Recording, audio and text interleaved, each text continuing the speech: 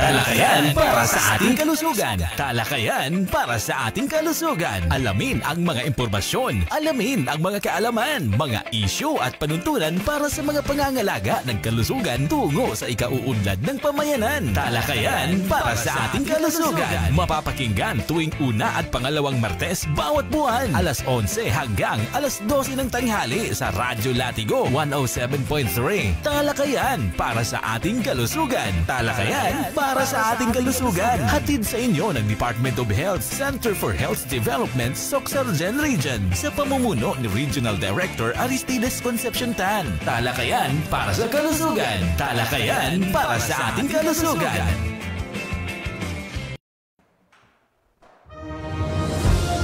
Maayong aga, Bagong Pilipinas, maayong aga Sorsogon Region. Ngayon po ay Lunes, November 10, 2025 at nagungunan sa ating mga balita. DOH, nananatili ang Code Blue Alert sa buong bansa, kaugnay ng pananalasa ng Bagyong Tino at Bagyong Uwan. DOH, pinagbawalan ang pagtataas ng presyo ng ilang gamot sa ilalim ng National State of Calamity. At 98.1% na NBS o National or Newborn Screening Coverage na abot ng Sorsogon. At 36 na pasyente matagumpay na sumailalim sa heart surgery sa Cotabato Regional and Medical Center.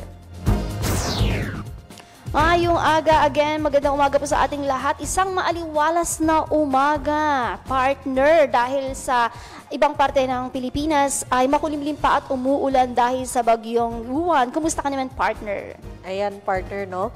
Nagpapasalamat ako kasi nandito sa Sorsogon, walang pag-ulan o walang bagyo na nararanasan. Kaya nakakapagpatuloy pa rin tayo sa kung ano man yung mga aktibidades na gagawin natin. Pero, syempre, dalangin pa rin talaga sa mga rehiyon na nasalanta ng Bagyong Uwan at syempre, ng Bagyong Tino.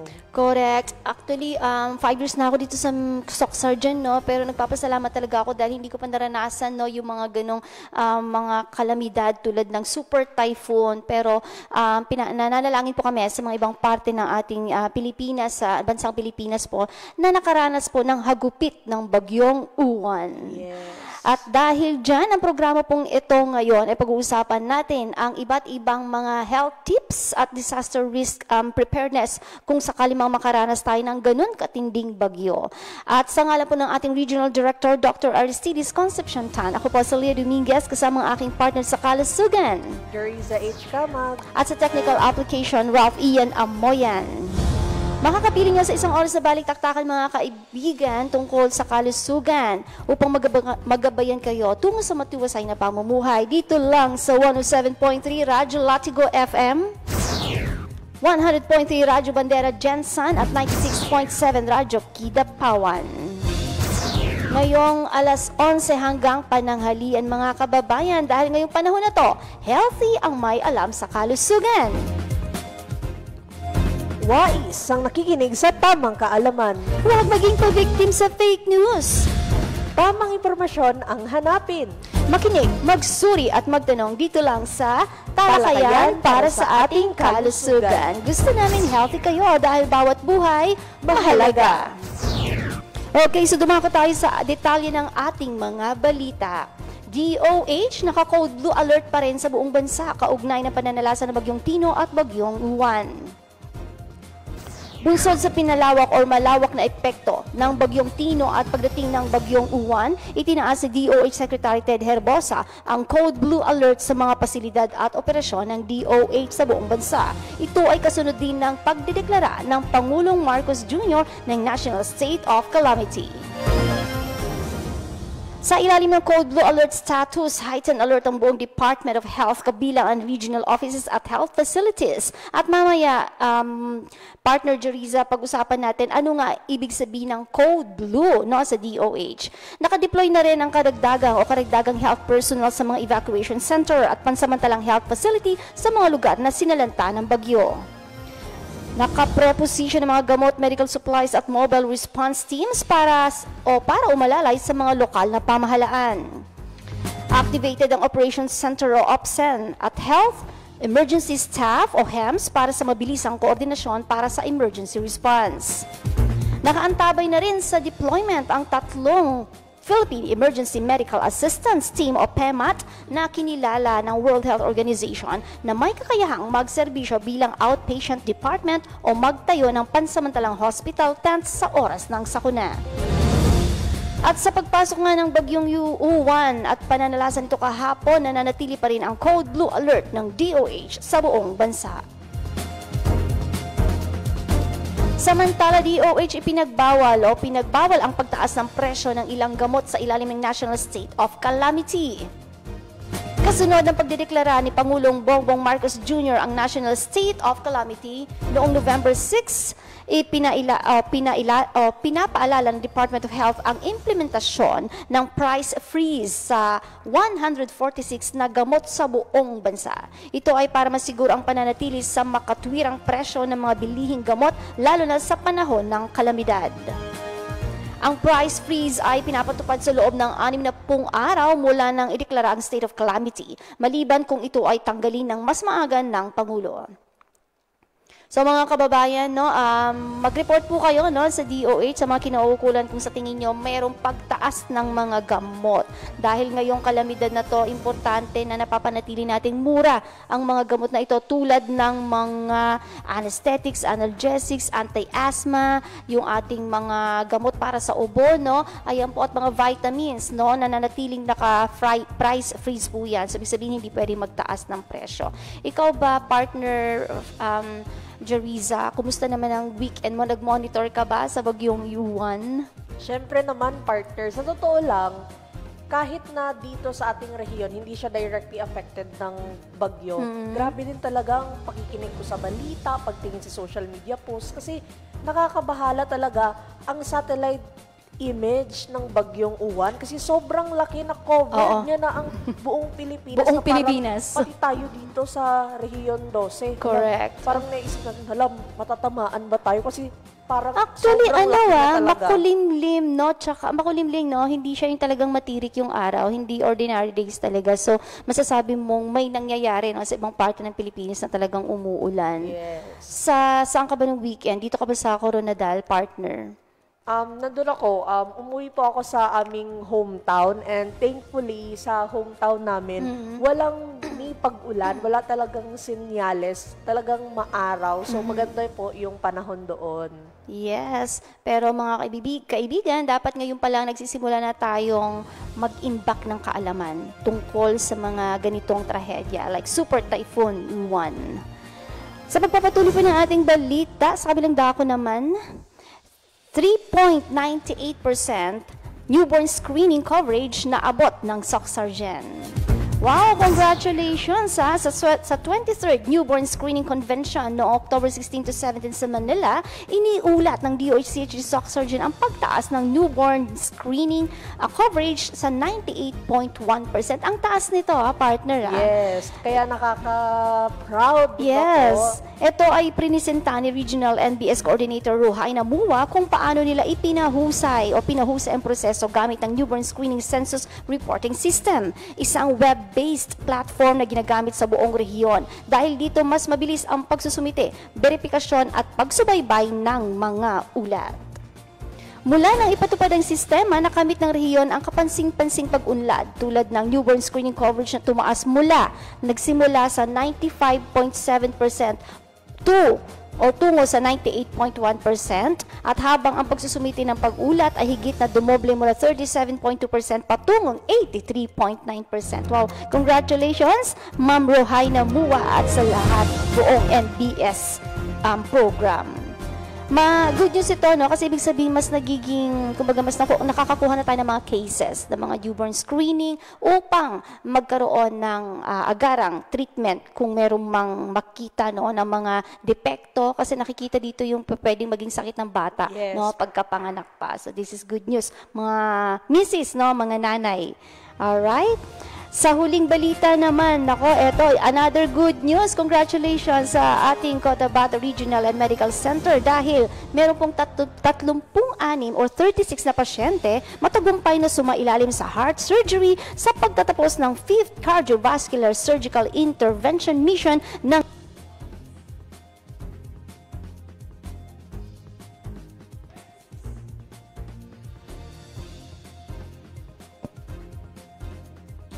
Formal na nagdaos ng ika-5 cardiovascular surgical ang intervention mission ng Cotabato Regional and Medical Center noong November 5 sa Grand Auditorium ng CRMC.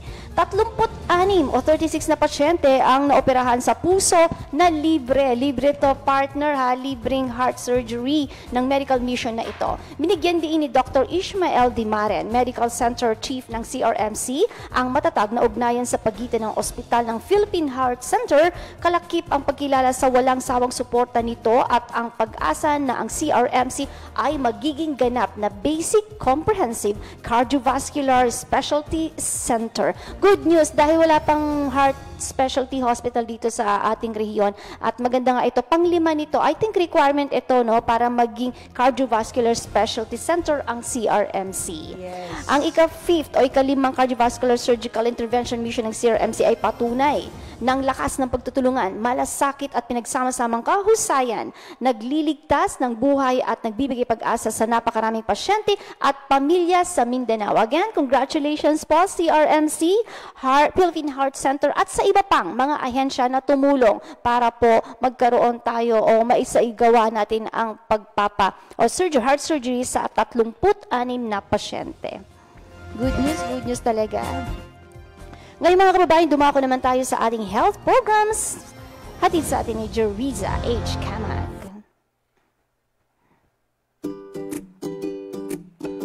Alam mo ba na ang paninigarilyo ang pangunahing sanhi ng lung cancer?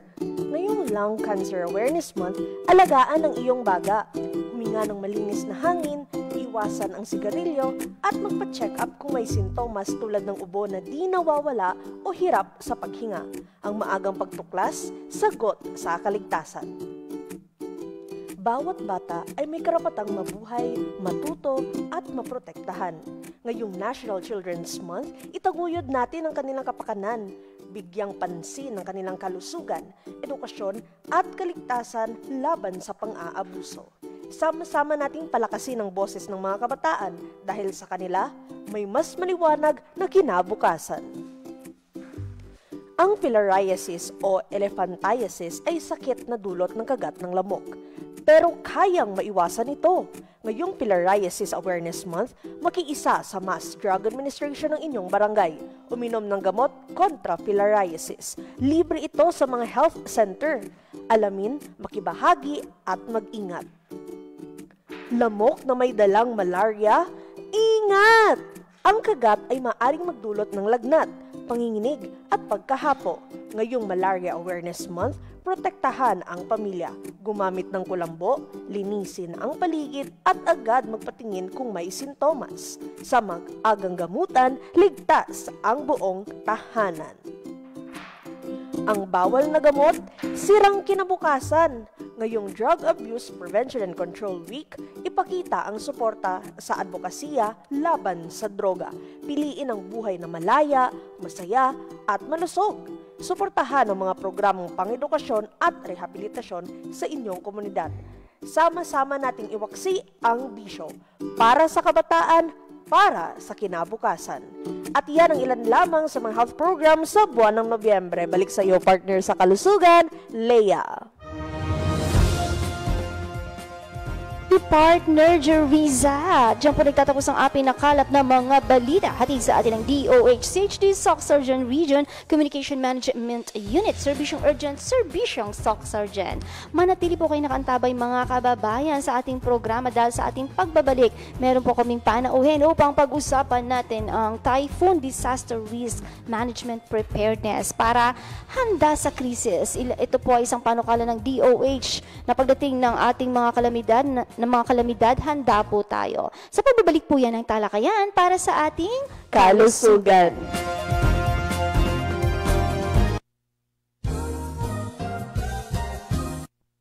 Influenza-like illness sa panahon ng pabago-bagong klima? Mabilis kumalat ang mga sakit tulad ng influenza-like illness. Karaniwang sintomas nito ang lagnat, ubo, sipon at pananakit ng katawan.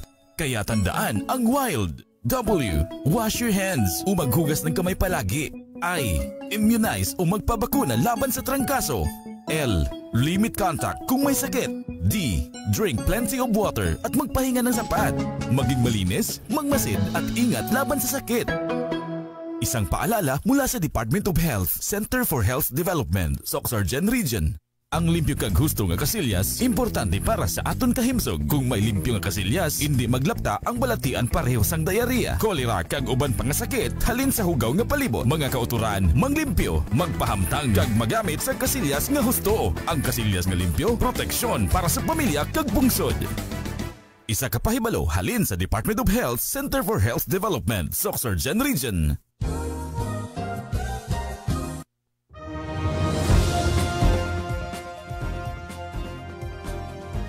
Para sa ating kalusugan, ngayon po muli ay Lunes, November 10, 2025 at tayo po ay live sa DOH Center for Health Development, Soxargen Region official Facebook page at mapapakinggan din sa 107.3 Radyo Latigo FM, 100.3 Radyo Banderas Jensen, 96.7 Radyo Kida Pawan. Magmula po 11 hanggang pananghalian. At ang ating pag-uusapan ngayon ay Typhoon Disaster Risk Preparedness. And of course, dahil po katatapos lang ng typhoon, actually, andito pa siya, no? May, kumbaga, nararamdaman pa natin to sa Luzon. Kasi, partner, ang buong pamilya ko nasa Luzon. Ako, tubong Pangasinan at Manila ako, kaya nakaantabay talaga ako this weekend, no? At sabi nga nila, according to report, isa to sa pinakamalaki or up-to-date, no? Pinakamalakas na bagyo na naranasan po ng bansa natin. And dahil dyan, pag-uusapan po natin ito ngayon para maturuan po tayo ng paghahanda at saka ano-ano yung mga pwedeng mangyari kapag may ganito na malakas na bagyo. Yes. And because of that, may we introduce our Health Program Officer ng Health Emergency Management Staff, Ms. Mary Antoinette Fuentes. Welcome, ma'am, once again sa talakayan para sa ating kalusugan. Bati po tayo sa ating mga tagapakinig. Magandang umaga po sa lahat. Magandang umaga, Ma'am Jar, Ma'am Leia po, and Sir Ian po, Ma'am. Ayan. Ma'am Mary Ann, thank you. Actually, Yes. pangalawang guest na ni Ma'am Antoinette. First aid, no? Mga first aid na mga tips before yung topics natin. So, dahil yan ang expertise ni Ma'am, tuturuan niya tayo kung paano ba tayo mas panatag pa pag maganitong may kalamidad. So, mag-first question na ako, ma'am, no? O diretsuhin na kita, no? First question natin, kasi kanina ni-report natin na ang DOH nag-declare ng Code Blue, no? Dahil sunod-sunod yung bagyo na naranasan natin. Pag sinabi bang Code Blue, ano pong ibig sabihin nito at ano yung mga paghahanda ng rehiyon natin pag Code Blue? Ang Code Blue po, Ma'am Leia, ay parte po siya ng color-coded early warning system po natin. Ang early warning system po ay isang mekanismo ng maagang pagbabala sa mga tao upang mapaghandaan po natin yung mga posibleng panganib sa sakuna bago pa man po siya mangyari. At may mga triggers po in activating Code Blue. Alright. At ang isa pong magandang halimbawa ng kanyang trigger na naaayon po sa atin ngayon is the declaration of calamity in any province or province. And in this context, the declaration of calamity of our state po. Ayun. So, alinsunod, no? Sumunod talaga kasi nationwide na siya. So, buong DOH ng mga regional offices naka-Code Blue talaga. So, paghahanda, sabi mo kanina, ma'am, when you say paghahanda, ano yung mga paghahanda, preparation, and coordination mechanism natin? Sa region, sa CHD po. Like mga programs po, ma'am, intervention. Oo, yes, ma'am. Sa atin po sa Region 12, Ma'am Leia, sa Soxargen, in an LGU level po, they are capacitated kasi first and foremost, they have their DreamH plan. Ang DreamH plan po is a comprehensive plan na kung saan nagbibigay po ito ng hakbang sa mga LGUs po natin. All LGUs of Region 12, including hospitals po natin, ay may mga DreamH plan.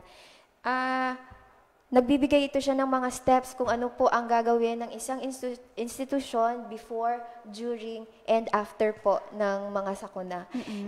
Also, on a barangay level po, Ma'am Leia, gumagawa po tayo ng mga preparedness programs po natin by conduct of training. For example, yung Barangay Health Emergency Response team training po natin, basic life support, standard first aid, hero training. At yun na nga po yung nasabi ko po kanina, activated din po ang ating early warning system. Ang purpose po natin ng pag-activate para po mapabilis ang mobilization ng ating health personnel kung sakali po na kailangan po nila ng deployment sa mga affected po na mga lugar. And finally po, yung ating pong partnership and or coordination with other agencies such as the OCD, HEMB, and DREAMC, at saka po sa ating pong pag-asa po. Ayan, no? So mas pinaiigting na ngayon yung coordination natin, no?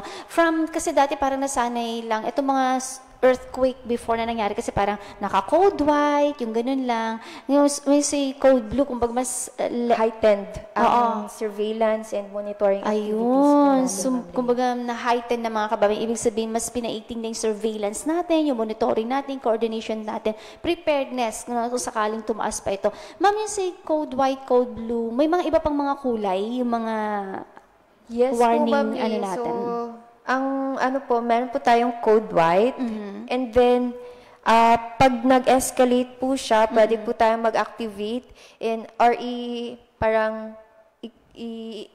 i-upgrade po natin siya to a code blue, and then kung sakali meron din po tayong code red. And then at the same time, pwede din po tayong mag-de-escalate from code red to code white or code red to code blue, ganun. Ayun, code red yung susunod sa blue, no? Yes, so mas ano na yon, mas marami ng mga activities sa pakikipag-coordinate at pakikipagtulungan, no? Hanggang barangay level pala ito. Yes po.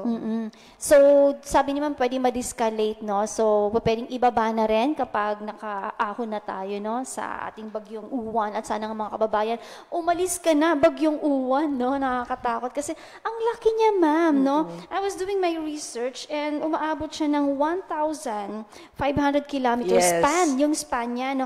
And mga kababayan, alam niyo ba kung gaano kalaki ang Pilipinas?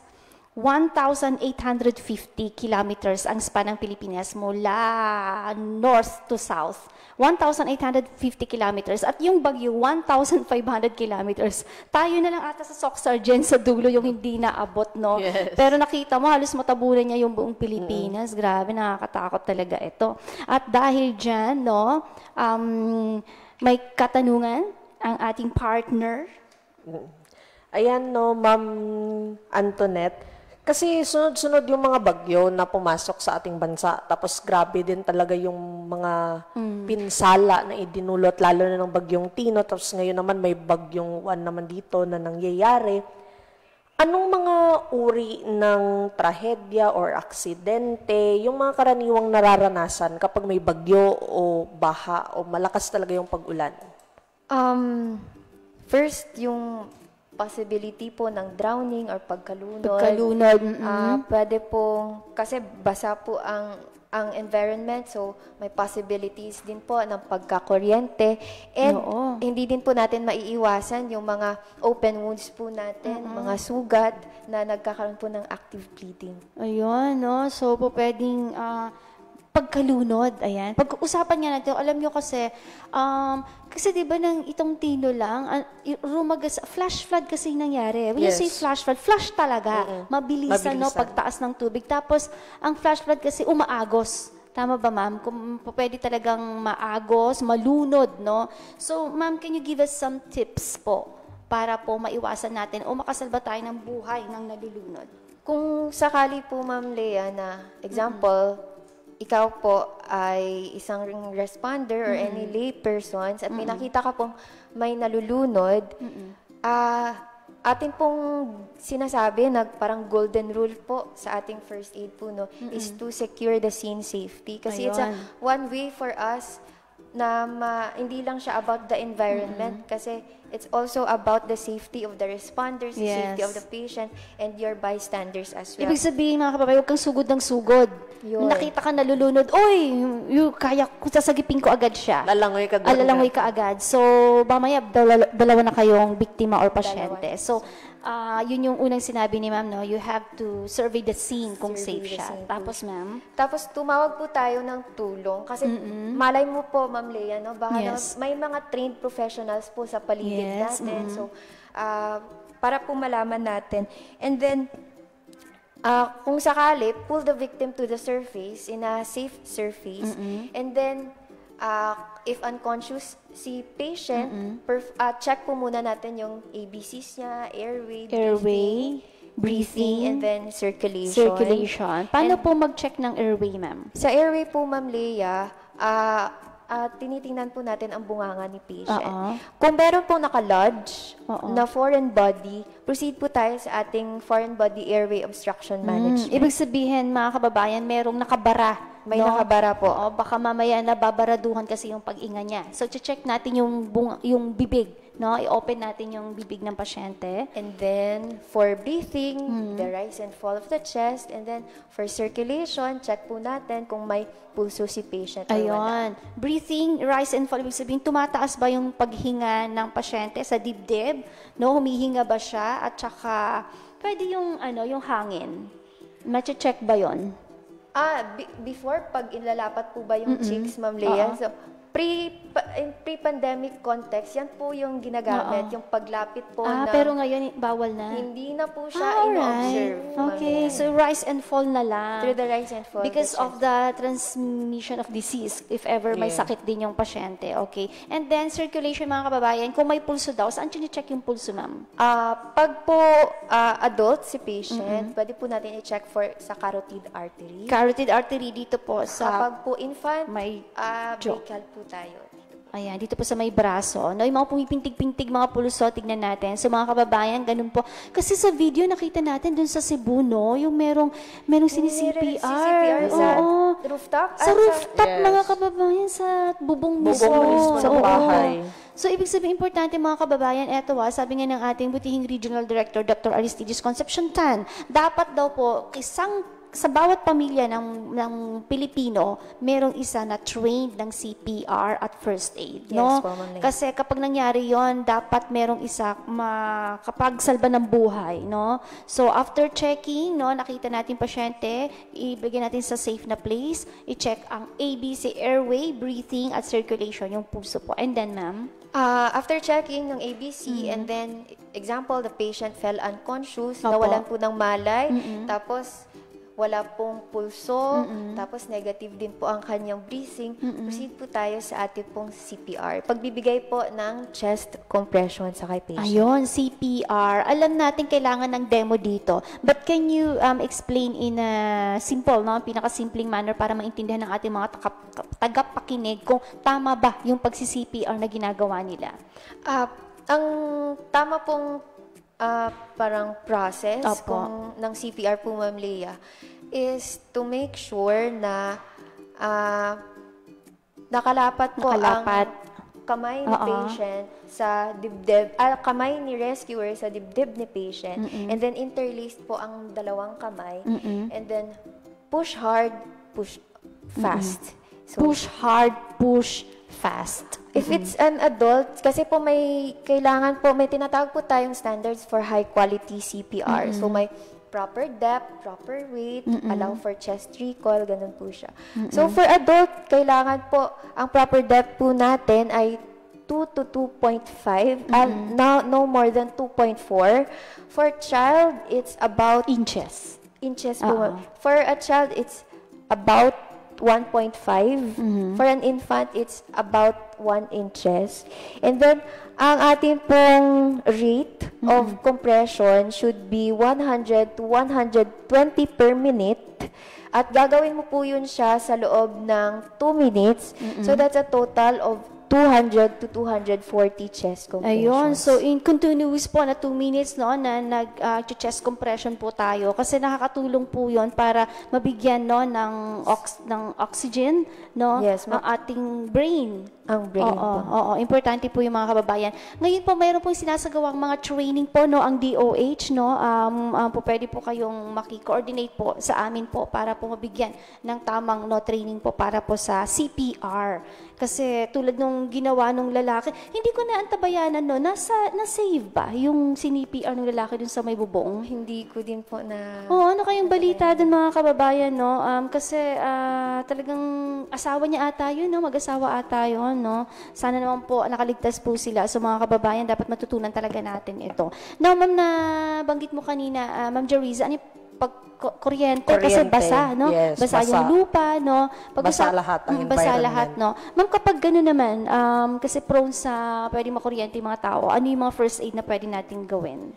First is, ganun pa rin po, Ma'am Lea, secure the safety of the responder, the patient, the bystanders, and then make sure to find the power source and then turn it off. Kasi kung sakali po na hindi mo po kasi siya i-turn off, makukuryente din po si responder na lalapit po sa kay patient. Bitaw. No, Madadamay din po siya. Correct. Okay, mga kabayan. Ito yung pinaka siguro importanteng unang-una malaman yung kapag ganitong may na kuryente. Huwag magpapanik. Kasi pag nagpapanik tayo, baka hilain nyo lang or hawakan lang agad-agad. Pero pwede rin kayo makuryente. So sabi ni Ma'am Tonette, hanapin yung source ng kuryente, no? Kung saan siya ng kuryente. Baka kayang, no? I-off. And then no? turn it off. Turn it off, mga kababayan. Don't panic. Kaimportante yung unang-unang alam mo no? Kaalaman mo talaga. Okay, mga kababayan, sa susunod naman, pag-usapan natin yung pwedeng madapa, nagkaroon ng bleeding, no? Dahil madulas, no? Sa pagbabalik po yan ng talakayan para sa ating kalusugan. Influenza-like illness sa panahon ng pabago-bagong klima? Mabilis kumalat ang mga sakit tulad ng influenza-like illness. Karaniwang sintomas nito ang lagnat, ubo, sipon at pananakit ng katawan. Kaya tandaan ang WILD. W. Wash your hands o maghugas ng kamay palagi. I. Immunize o magpabakuna laban sa trangkaso. L. Limit contact kung may sakit. D. Drink plenty of water at magpahinga ng sapat. Maging malinis, magmasid at ingat laban sa sakit. Isang paalala mula sa Department of Health, Center for Health Development, Soxargen Region. Ang limpyo kag husto nga kasilyas, importante para sa aton kahimsog. Kung may limpyo nga kasilyas, hindi maglapta ang balatian pareho sang diarrhea, kolera kag uban pang sakit, halin sa hugaw nga palibot. Mga kauturan, manglimpyo, magpahamtang kag magamit sa kasilyas nga husto. Ang kasilyas nga limpyo, proteksyon para sa pamilya kag bungsod.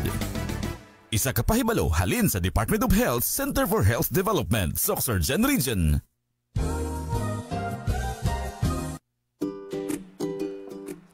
At nagbabalik po ang talakayan para sa ating kalusugan.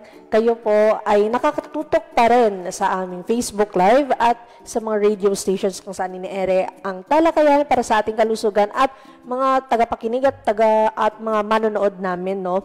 Kanina, diniscuss ni Ma'am Antoinette kung ano ba ang Code Blue. At ang Code Blue po, ito yung early warning mechanism na ginagawa o inire-raise para mapaghandaan ang mga paparating na sakuna bago pa man ito mangyari.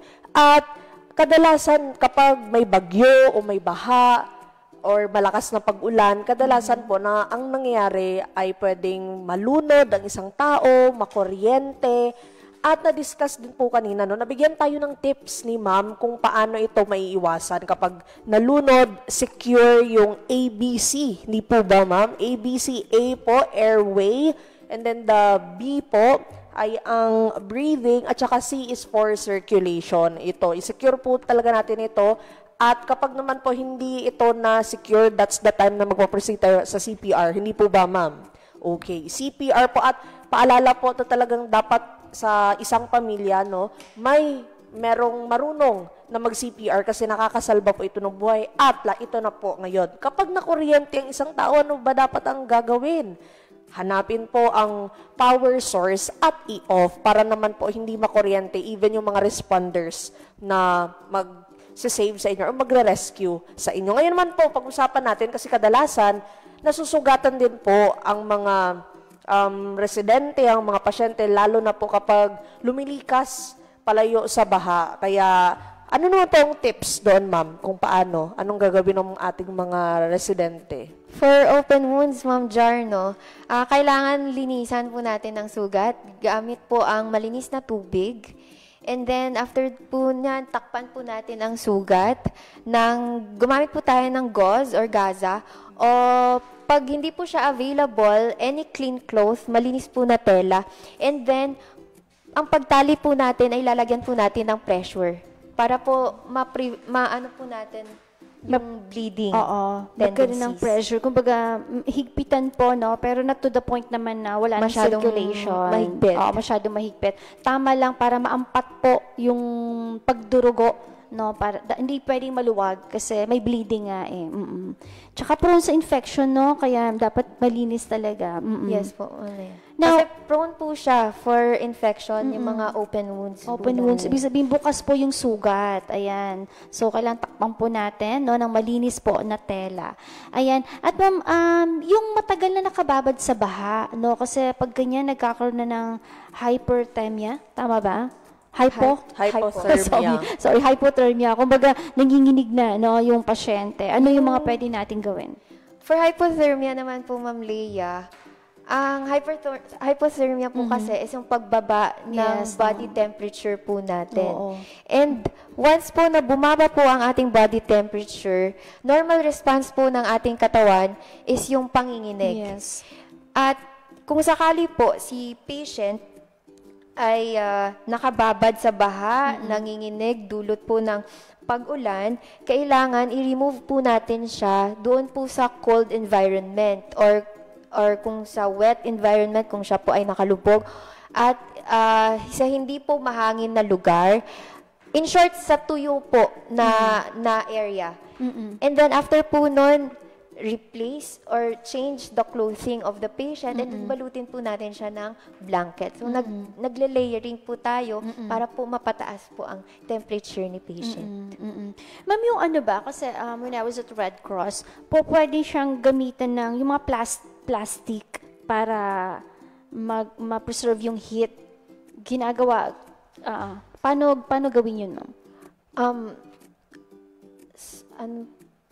Sorry, kapag walang blanket, yung mga ganun. Parang okay. yung plastic kasi, di ba, parang Nagbibigay siya ng init. Oo, So, kumbaga hindi madaling makawala, no? Pag alam niyo, yung mga plastic trash bag, yung mga ganon, pwede po siyang gawin parang jacket na ibalutin po pag wala talagang mga blanket na, or limbawa lahat basa na, yung mga ganon po, pwede po yun. Pero mga kababayan, napaka-importante po na wag magbababad, no, sa tubig, especially ahunin po agad, ilagay sa tuyong lugar kapag ganon na po yung sitwasyon natin. Tapos, ma'am, ang tawag dito, meron tayong tinatawag na go bag din, no? Para sa paghahanda naman po, ma'am. Parang bago po dumating ang bagyo o super typhoon na to, ano po yung mga dapat isaalang-alang natin? sa ating pong go bags, Ma'am Leia, ang go bag po kasi ay although, para po siyang emergency kit that will last a person or a family for at least 72 hours or more kung kaya po, no. Ang laman po nun is yung mga essentials po natin, pagkain, yung mga emergency mga medicine kits po natin, mga essentials po na ginagamit po natin pang araw-araw na pag, for example, nagkaroon po nagsabi po ang ating LGU or barangay na kailangan na pong lumikas, ito po yung ating dadalhin, ang ating pong go bag. Oo, tama mga kababayan. Ang tanong, the million-dollar question, may go bag na po ba kayo sa bahay? Ay, mawala pa naman kasi hindi naman kami daanan ng bagyo. Di ba? Hindi tayo nakakapag-prepare. Eto kung gusto natin maging prepare po sa mga krisis na nangyayari po, no, sa buong mundo kasi palakas ng palakas yung mga bagyo, no. According to the report, ang bagyo sa Pilipinas kumukonti daw, unlike before na marami. Pero sa pagkonti nito, lumalakas naman. Kumbaga yung mga dumadating, palakas ng palakas. Kasi kung titignan nyo, I'm sorry, yung sister ko. Nung panahon kasi namin, walang signal number 5 or number 4. Ang pinakamataas pa na signal number ng isang bagyo are number 3. O na alam niyo na po kung ilang taon na ako dahil dyan. Wala pong, pag sin number 3, ang lakas-lakas na niyan. At saka ang mga pangalan ng bagyo nung araw, babae lang. Ngayon, meron ng lalaki.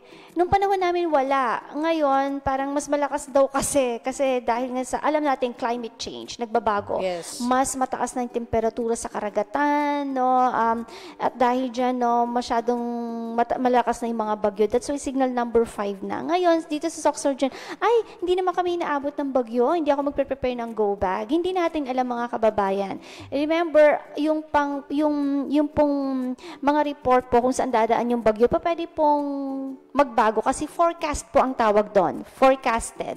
Ito yung nakikita ng daanan pero hindi natin alam po pwedeng lumiko at mapunta sa ating region. Kaya po ang go bag, nasabi po ni Ma'am Tonette, dapat meron tayo. Anong laman nun? Sabi nga ulit ni Ma'am Tonette, dapat naglala siya minimum of 3 days, no? Dapat meron kayong sapat na pagkain na nandun.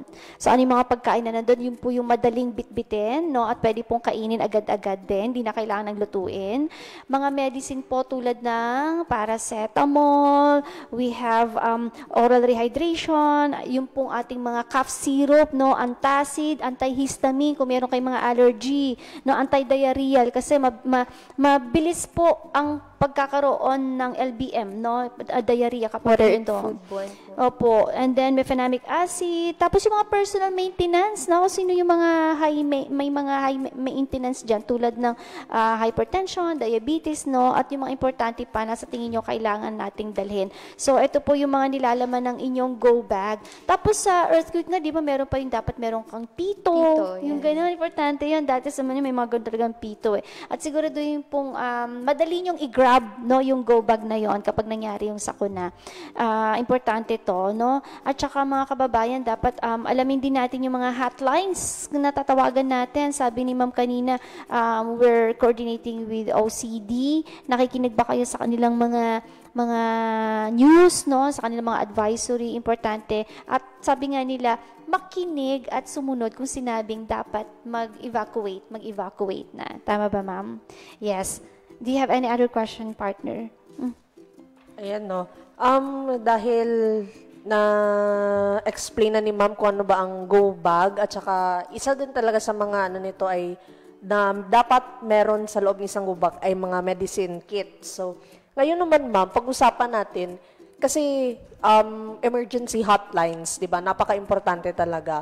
Ano-ano naman po yung mga pwedeng tawagan na numero ng mga kababayan natin dito sa SOCSARGEN kung sakali man po na kailangan nila ng tulong kapag sila ay napinsala? Yes, hotline. Saan tatawag? Anong mga hotline na meron tayo, Ma'am? Depende po yung hotline sa locality, Ma'am Jarno. So, for example, in certain LGU, ganito po yung hotline ng kanilang PNP, BFP, M-Dream po nila, C-Dream po nila, P-Dream po nila. But on our level po, sa atin po sa DOH Region 12, dahil activated naman po ang ating operations center, they can directly reach us sa ating pong HEMS operations center. May contact number po kami and it's 0915-783-9367. At meron po, they can also reach us po sa ating official Facebook page, HEMS SOCSARGEN Region. At saka po sa DOH page din po natin na DOH SOCSARGEN Center for Health Development SOCSARGEN. Ayan, so pwede po kayong kumontak. Again, ulitin natin mga kababayan. Open po ang HEMS Health Emergency and Management Staff 0915-783-9367. Again, ulitin natin 0915-783-9367 or official FB page po ng DOHCHD SOCSARGEN. At pwede nyo pong alamin yung mga hotline numbers ng PNP sa inyong lugar, DRRMC, BFP, ano pa? City Health Office. Ayan, City Health Office. Ayan. RHU. Yan. P-Dream po nila. P-Dream. OCD on regional level naman po. OCD. Ayan, OCD, Office of Civil Defense. Ayan. Mga kababayan, marami po kung tutuusin, marami kayong pwedeng hinga ng saklolo. Pero, bago dumating sa puntong kailangan nyo nang humingi ng tulong at saklolo, mga kababayan, dapat alam nyo muna kung paano maiwasan ang magkaroon ng sakuna, na dulas, na kuryente, na lunod. Kanina yung pinag-usapan natin na lunod, yun yung matapos mo na siyang kunin sa tubig ha, kasi hindi pa namin kayo maturuan kung paano ba mag-swimming at paano ba kunin ito. Ano po to, training po talaga ito. So, importante po na alam na natin ito. Pero, sabi nga natin, dapat handa muna tayo. At saka ito, sa mga mag-asawa, sa mga nanay, tatay, mga tatay dyan. Kumbaga sa pamilya, ito yung natutunan ko, sa pamilya, pag ganito, dapat may kanya-kanya kayong responsibility kung ano yung nakatoka sa'yo. Bilang tatay, dapat isecure mo yung tahanan nyo. Yung bubong, may tulo ba? Huwag ka magtatapal ng butas ng bubong kapag umuulan na at bumabagyo na at aakyat ka pa. Baka mahulog ka, no? Magkaroon ka ng emergency. So, dapat bago pa yon, nakikinig tayo sa mga balita, sinisecure na natin yung bahay natin. At bilang nanay, nako, eto po, dahil ang mga misis ay masyado madetalyado, go bag ang inyong misyon. So, dapat tanungin ng mga mommy, may go bag na ba tayo? At ang mga anak tumulong sa pag-prepare ng go bag. Kung ako po ang nanay, o ikaw, mag-prepare ka ng ganito, prepare mo to. At saka yung mga papeles, no? Yung mga dokumento. Yes, Ma'am Lea. Importante din po siya. How can you advise them, ma'am? Ang sa akin naman po is to place it in a strategic place na kung saan madali mo lang siyang mahuhugot. The same sa ating pong emergency go bag. At also, Ma'am Lea, na ano po, no, parang kailangan din po mapag-usapan na kung sakali po magkawatak-watak po kayong pamilya, saan po yung lugar na, di ba? Kasi nawawala po ang mga signal. So, what if wala po tayong communication lines? So, nagkawatak-watak po kayong magkakapamilya. Ano po ang mag-designate po kayo ng safe place na kung saan inform po lahat ng family members na dito tayo magkikita-kita. Tama. Tapos, alamin nyo rin yung mga evacuation area sa inyong lugar. Kasi, importante na nakikipag-coordinate tayo. At saka, ma'am, ano ngayon, no? Ang dami ko nakikita kasi pet lover ako Yung inyong mga alaga, no? Yung mga pet nyo, kawawa naman sila. So, do not leave them behind po. Correct. So, dapat may plano tayo. Alam niyo yung plan talaga when it comes to disaster, importante dapat na pagpaplanuhan nyo kung anong gagawin, saan kayo pupunta. Ayan, kasi pwedeng magkahiwa-hiwalay talaga yung magpapamilya. Kaya nga po, Ma'am Lea, kapag po kayo ay nagpaplano, dapat hindi isang tao lang, hindi lang dapat yung tatay, hindi lang yung nanay. Dapat lahat po kayo as a family involved po kayo in coming up with a plan. Correct. Dapat alam nyo. Tapos alam nyo, kababayan, itong sinasabi naming preparedness plan, yung mga ihahanda nyo bago itong sakuna, pwede nyo itong magamit hindi lang pag may bagyo. Pwede nyo po pag may sunog, merong earthquake, kasi ang nangyayari po talaga kapag ganyan na panic. Alam nyo pang nangyayari pag nagpapanik kayo, yung utak natin, kumbaga, hindi na makapag-isip ng tama. So, hindi nyo alam yung tamang gagawin. Ngayon, kung may na-prepare kayong ganito, madali nyo mahugot, no? Yung go bag nyo. The survival kit po kasi yan Ibig sabihin, yan po yung pwedeng dumugtong sa buhay nyo para makapag-survive during the disaster. Tapos yung mga dokumento na very important, madali nyo makuha rin. Tapos yung inuming tubig na importante, ma'am, no? Malinis na inuming tubig. Ayan, importante yon. Kasi po, mahirap na kapag, kasi ito yung mga basic, no, na kailangang meron tayo. Nako, ang dami pala natin pwedeng ihanda. Ngayon ko lang naisip. I-check ko na ang aking go bag. Ikaw, ma'am, may go bag ka ba? Ikaw, Sir Ian, may go bag ka? Mga kababayan, may go bag kayo? Tara na! At maganda na ng go bag. Sabi nga, may we only have like 7 minutes remaining time. May other information ka pa, ma'am, na gusto nyo idagdag bago tayo magtapos? Sa ating po mga kababayan sa Soxer dyan po, no, maging handa po tayo sa malakas na bagyo at sa posibleng pagbaha. Lagi po tayong makinig sa mga weather advisories at wag po natin siyang parang parang pag walang bahala. Pag walang bahala po. Parang shrug off mo lang siya, ganun. So, importante po yung sundin po natin ang instructions ng ating barangay o ng ating pong LGUs.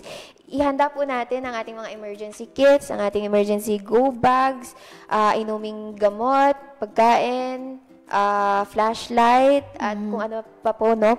Flashlight. Siguraduhin pong pag sinabi po nilang maglikas, magsilikas, kailangan po sundin po natin sila. Yes. Wag po natin, as much as possible, iwasan po natin yung pagsulong sa baha. Kasi nga po, risk po tayo. At risk po tayo sa drowning, sa infection, and all those things po, Ma'am Lea. No? On behalf of the CHD, ang DOH naman po, at mga health teams po natin ay naka-standby na upang tumulong po sa mga nangangailangan. Sama-sama po nating pangalagaan ang ating kaligtasan at ang ating pong kalusugan. Correct. No, naku, na-mention ni Ma'am kanina, iwasan ang pagsulong ng baha.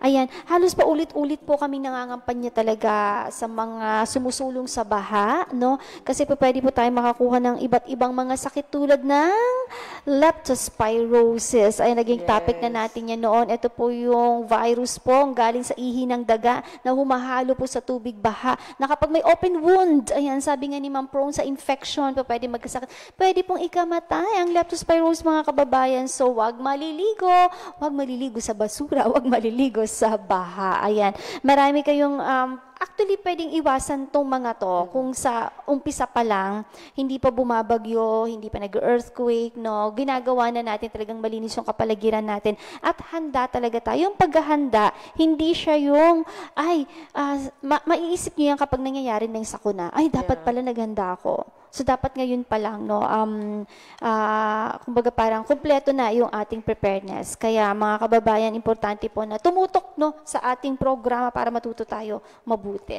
Yes, Ma'am Jeriza, may message ka pa? May katanungan ka pa ba?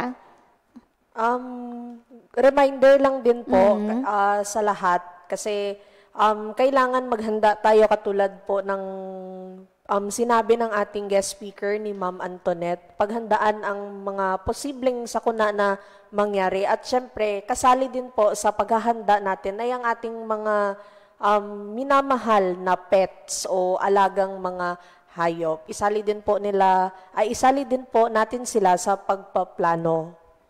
Yes. At saka yung kasi ngayon, yung how to communicate, sabi nga mo kanina, di ba, parang yung mga cellphones, no, dapat fully charged o meron, anong tawag doon yung battery? What do you call that? Power bank? Ayun, yung mga Power bank. Sorry, Yes. Gen X, hindi ko na alam yung mga ganun. Yung mga power bank daw. So, dapat para hindi tayo naubusan ng battery, no? Oo. Malaking tulong po talaga siya, ma'am. Correct. Ma'am, mensahe mo naman sa mga ating mga health workers. Sa ating po mga health workers, maraming salamat po sa in taking up the challenge, lalo na po sa pag-activate po natin ng Code Blue. Alam po namin na naka-standby po kayo and keep safe po sa atin po lahat. Yan, keep safe mga kababayan, health workers at mga mamamayan. Maging maingat po tayo. At mga kababayan, matuto tayo sa nangyayari sa kapaligiran natin. Ngayong panahon na to, palakas na po yung ating mga disasters like bagyo, no? At sunod-sunod ang lindol din. So dapat maging prepared po talaga tayo. Turuan po natin ang ating mga kapamilya, ang ating mga anak, para po kahit hindi natin sila kasama, alam nila yung gagawin nila. Yung duck cover and hold, no?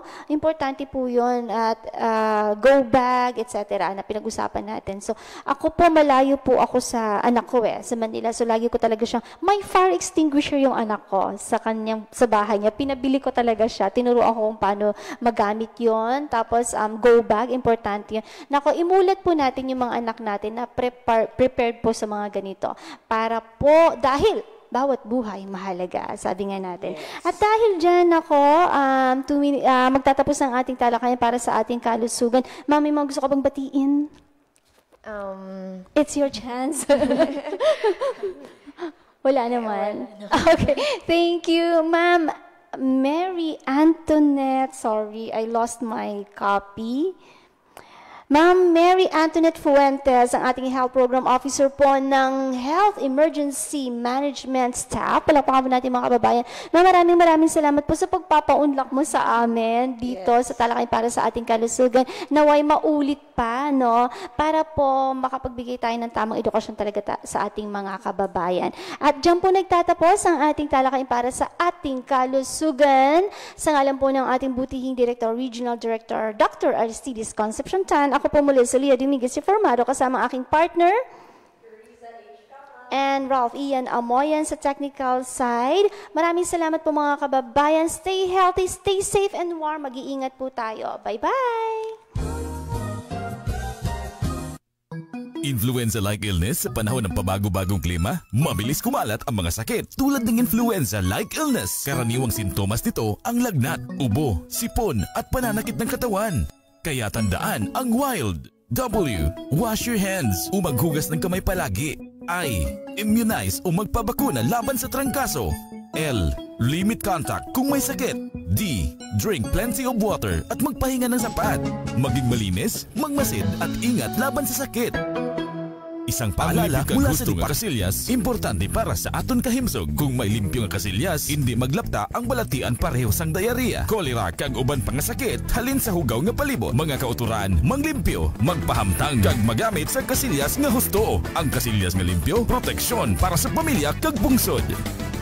Isa ka pahibalo halin sa Department of Health, Center for Health Development, Sorsogon Region. Talakayan para sa ating kalusugan. Talakayan para sa ating kalusugan. Alamin ang mga impormasyon, alamin ang mga kaalaman, mga isyu at panuntunan para sa mga pangangalaga ng kalusugan tungo sa ikauunlad ng pamayanan. Talakayan para sa ating kalusugan. Mapapakinggan tuwing una at pangalawang Martes bawat buwan, alas 11 hanggang alas 12 ng tanghali sa Radyo Latigo 107.3. Talakayan para sa ating kalusugan. Talakayan para sa ating kalusugan. Hatid sa inyo ng Department of Health, Center for Health Development, Sorsogon Region sa pamumuno ni Regional Director Aristides Concepcion Tan. Talakayan para sa kalusugan. Talakayan para sa ating kalusugan.